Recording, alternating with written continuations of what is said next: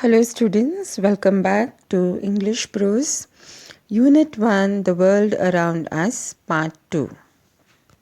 In the previous activities, we learned about the importance of water. Let's move on to Activity 6.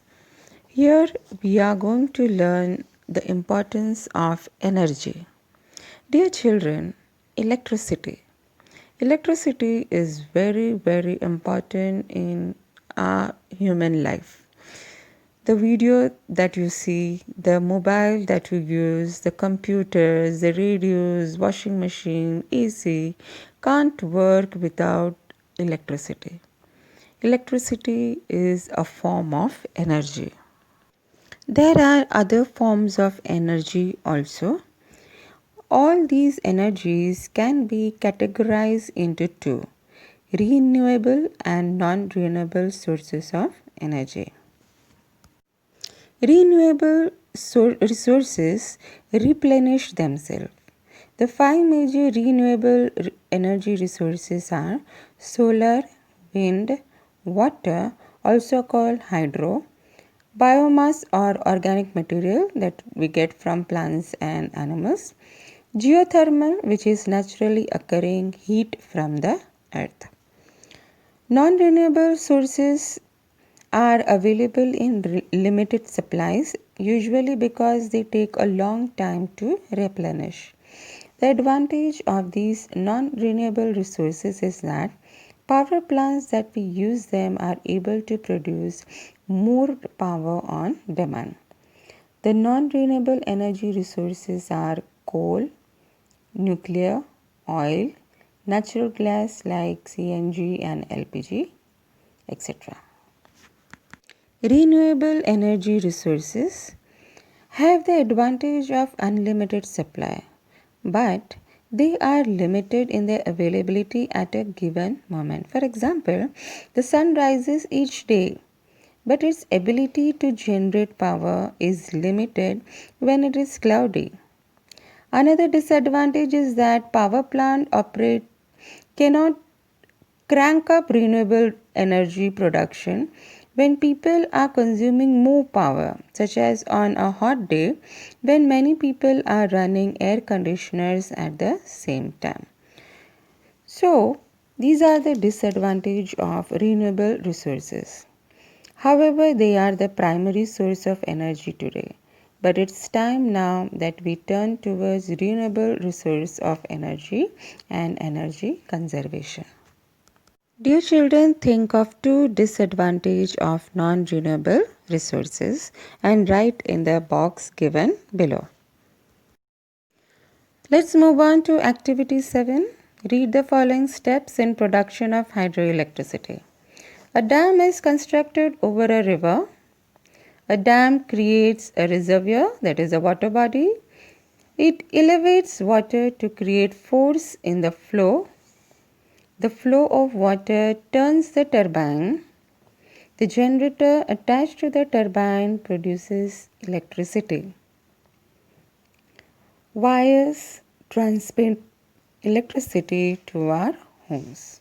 So this is the way water generates electricity, and this type of energy is called hydroelectricity, which we use in our homes. Similarly, wind also helps us to generate electricity. Let's see how wind turbine work. Force of wind pushes against the turbine's blade. Turbine's blade rotate. This rotation creates mechanical energy. The spinning blades attached to the hub and a low-speed shaft turn along with the blades. The rotating low-speed shaft is connected to a gearbox. It connects to the high-speed shaft on the opposite side of the gearbox. The high-speed shaft connects to an electric generator. This generator converts the mechanical energy into electric energy. Spinning between 11 and 20 times per minute, each turbine can generate a maximum 1.5 megawatts of electricity enough power for more than 500 residential homes. Dear students, just as the water and wind, sun rays can also be trapped to generate electricity.